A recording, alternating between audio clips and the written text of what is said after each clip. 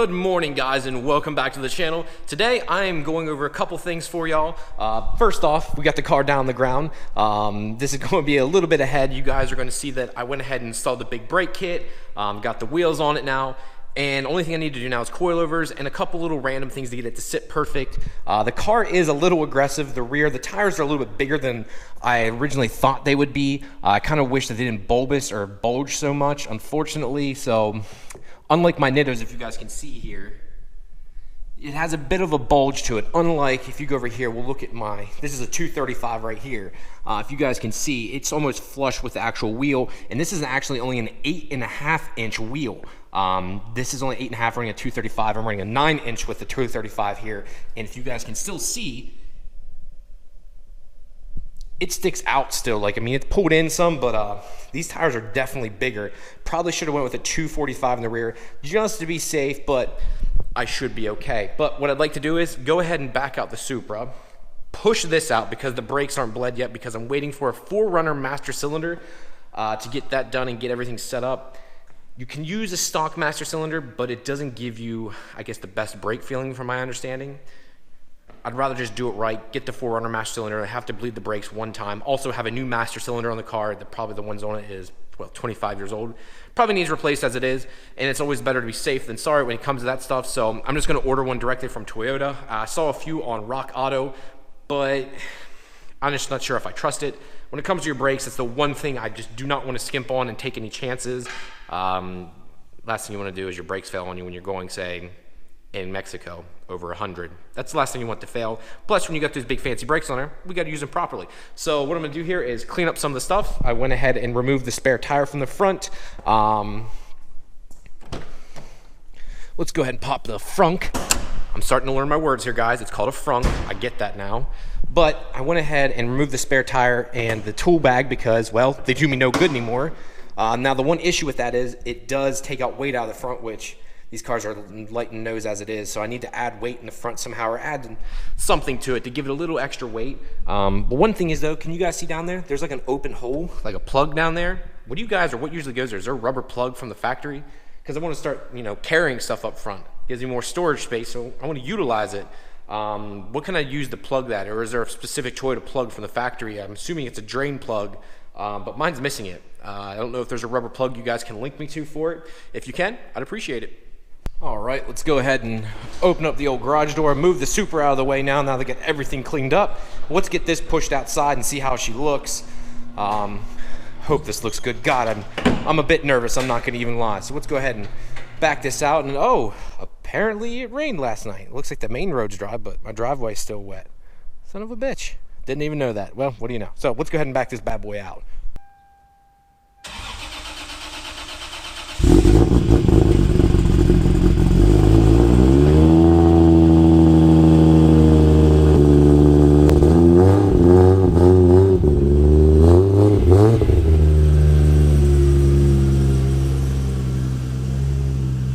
Now that that's out of the way, now I'm going to push this car. Now this thing doesn't weigh very much, thankfully. So let's pull that down, move that out of the way, and oh, duh. E-brake helps. If this is down, this helps a ton. Just an FYI, guys.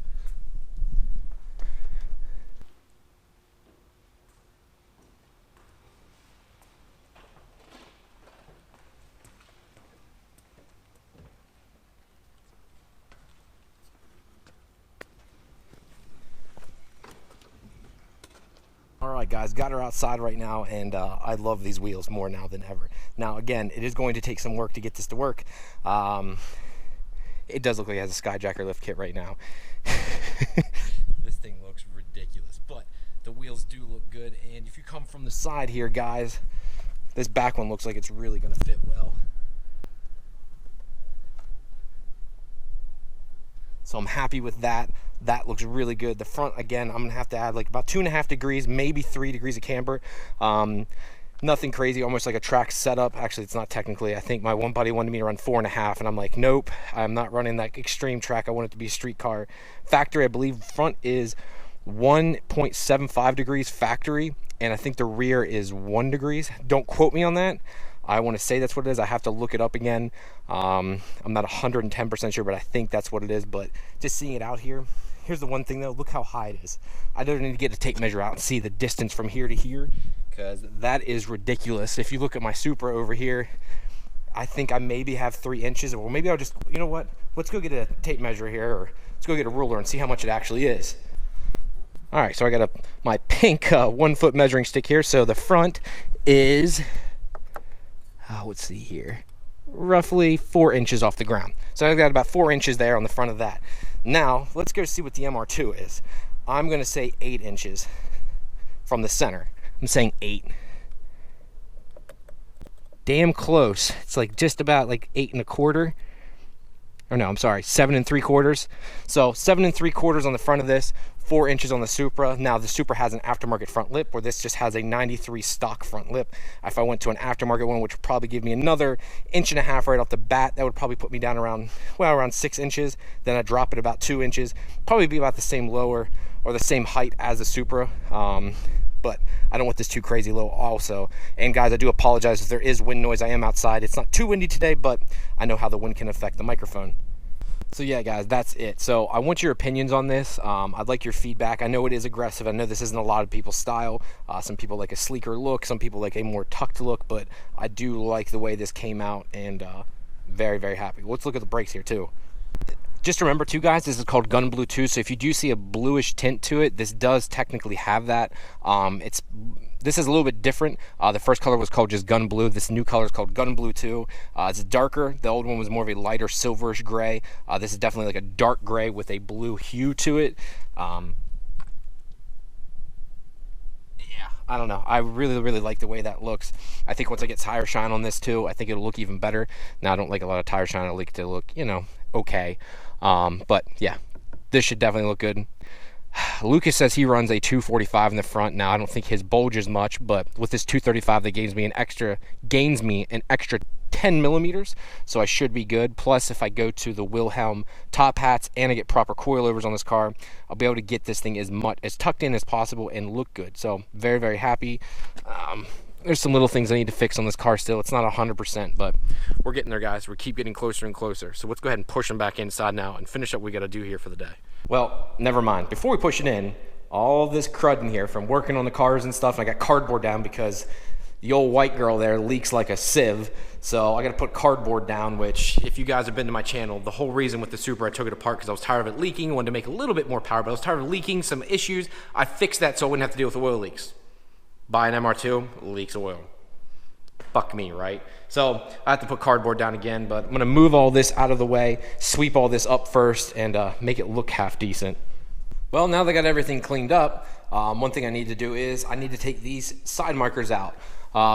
One of the guys actually on the MR2 pages was kind enough, I shouldn't say kind enough, he actually reached out to me saying he wants this because it has the stock silver and stuff on it with this turn signal in it. He's looking for this, and I want the JDM piece that goes here. I'm going to paint all my trim as it is. So he's like, look, I will swap you. I'll send you one if you give me this whole setup. I'm like, done, deal, because I hate this side marker here. I just doesn't look good to me. Sorry if my voice is a little raspy. It's from just doing everything, being cold, hot, from going in and out.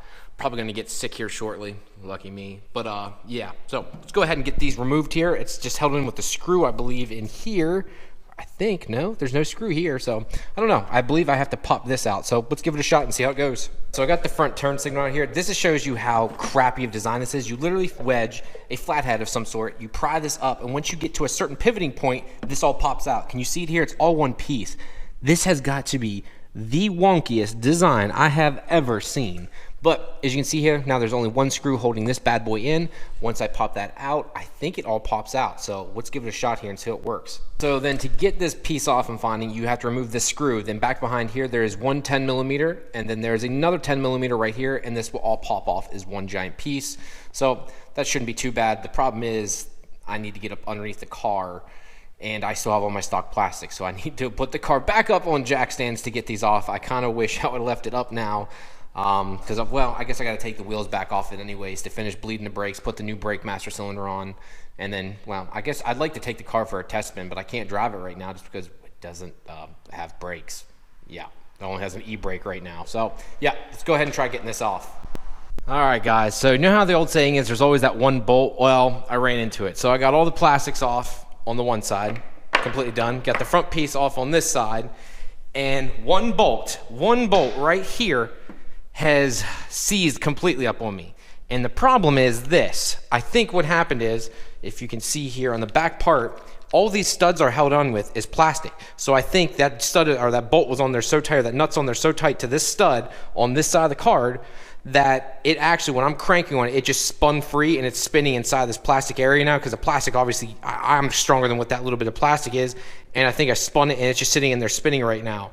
So yeah, the problem is I can't break this, as I'm trading these straight up for a set of JDM side markers. So I need to get this out. I tried putting a clamp on the end and then putting a 10mm wrench here, but I just can't get enough grip on this for the force that's needed, sadly. So you can see my vice grips there. Yeah, I've got my wheel off now and everything to try and get as much angle as possible, and this just isn't working. Kind of at wit end, because there's no way you can get it from this side. You can't. I can either cut it off, which I don't want to do, and I can't even really do that because there's not very much room in there. And to cut it off would even be, you'd have to hit the car somewhat. You'd be in there hitting some of the metal, which I don't want to do. So this really sucks. So I'm gonna have to mess with it here and keep playing with it, and hopefully I get it. But this sucks. I hate when stuff like this happens. All right, guys, so I'm taking my Dremel and cutting this thing off because that's the closest thing I can get in there. I literally cut off half the stuff. It's fucking hot right now. You guys can even see it up there, which you probably can't. Yeah, half the stud is missing, and it like welded it together. So yeah, now I gotta cut it again, and hopefully I can get it all off. So keep going at it. All right, guys, we're good to go. I was able to get that side marker off, but look at this. We got Irv, the man, the myth, the legend. Irv here. Look, he brought this beast. Look at this. Come on, guys. You're probably thinking, oh, it's just a 300ZX. What's the big deal? But look at that rear tire. Look at that fender flare. Irv, can you do me the honor, sir, of popping the hood? Yes, sir. This man right here is a legend in this area. Like, just wait till you see it. Just wait. Wait for it. Wait for it. Would you just look at that? Now that, boys and girls, is how you make a 300ZX fast. So what Irv can even say, you had the VG30 for how many years, you said, right? You've had this car for a long time. 20 years. 20 years? Yeah. So what made you eventually switch? What was the big cutting point? Blowing the engine up on a VG. That was it? You were just like... Can't handle it. The beating. A 2J is a car that can handle... A 2J motor is just where it's at. Beating, you could build a VG, but a VG still can't handle the day in, day out beat. Beat mean that you're going 170, 180, 160, 170 for 15, 20 minutes. In Mexico, of course, right? In Mexico, of course. Nothing around here, in Mexico. So VG, Nissan is a good motor. Nothing wrong with it, but it just can't handle the pound. It's like Floyd Mayweather, That's so awesome. This man right here. Come on now. No, I mean, Irv, you've had this car for quite some time. You've built this thing. I mean, you ran a stock motor for years and years. I ran a stock motor for at least 6 years, and the stock motor made 770, 780. I had it down to 730. I had an R154, so it was a give and take with a 154. Where you on borrowed time. I don't think any 154 can handle anything past 700. You can't bang first, can't bang second. You gotta go third and fourth. But you just gotta be subtle about it. So now I got the Nissan CD009 in here, which is an awesome transmission. Some people have good things, bad things to say about it, but I got all good things to say about it because I've definitely worked it. Yeah, guys, you remember I went to try and do the CD009, went R154 instead because of being easy, but you've had nothing but success. I mean, no issues whatsoever. It's been great for you. No, and the car makes, right now the car makes probably around 900 on 35 pounds. Maybe, I don't believe him. Give or take, so. This man right here, he says he makes 900. I'm saying 1100 because I think he's full of shit, but hey, that's just my opinion. But you have a built motor in it now. Yeah, it's a fully built motor. It's a street car, fellas. Fully street car. No roll cage, nothing. I drive it home, drive it to the grocery store, to the movie theaters. Open up the inside for him. It's, and hold on, open the inside up. I mean, Now, it's a street car. I did modify my shifter to my own liking. I'm a real tall guy. Some people want the shifter back where it belongs at, but Irv like it where it's at. See, guys, Because of my armrest right here, but they do have the extension to bring it back to where the stock position at, but I don't like to reach all that far. I'm getting old. I want to be sitting back like this, you know? So, but it's fully stock car. and you drive this car a lot. I mean, like you said, here in the last year, so it's gotten a little bit down, but Yeah. you used to drive it. Yeah. I mean, stock motor has about 50 to 60,000 miles on it, beating on it in Mexico. Wow. Yeah, all day long. Drive from here to Ocean City, drive all over with it, you know? It's just 2JZ for life, you know? see that, guys? 2JZ for life. Well, thank you, Irv, for giving me an introduction here. I'm going to go ahead and cut off, guys, here. We're going to finish up with the MR2, but I just had to show you Irv's car because he was nice enough to stop by real quick. All right, guys, yes, I do have a different hat on now because I did get a little bit colder, but I can't believe Irv just randomly stopped by, so it's pretty cool to see him, buddy. Thank you very much for stopping by. But, guys, car's all good now. I went ahead and took the turn signals out, too, because, well, since I've already got everything else out, might as well go ahead and buy some clear turn signals. So if you guys are looking for some stock orange turn signals, which I know people out there are looking for them or would like clean ones, there's nothing wrong with mine. I have them sitting over on the table right now. I got all this junk everywhere, but nothing wrong with them. No nicks, no dents, no marks, all in very good condition. It has all the hardware there. Well, I shouldn't say hardware, but the snap-in points, I'm not going to remove any of that. You guys can keep all that. But, yeah, so if you guys are looking for anything like this, if you're looking for the orange turn signals, let me know. I'll ship them to you for, I don't know, I got to figure out a cost. So just message me and we can talk about price then. But thank you guys very much for chiming in today. Car's all good to go now. And yeah, if you guys could do me a favor, go down below, check out my Facebook and Instagram. I'm always posting stuff way ahead of time. Also, I have new merchandise down there on my website, which is listed down below. Thank you guys very much, and I'll talk to you later.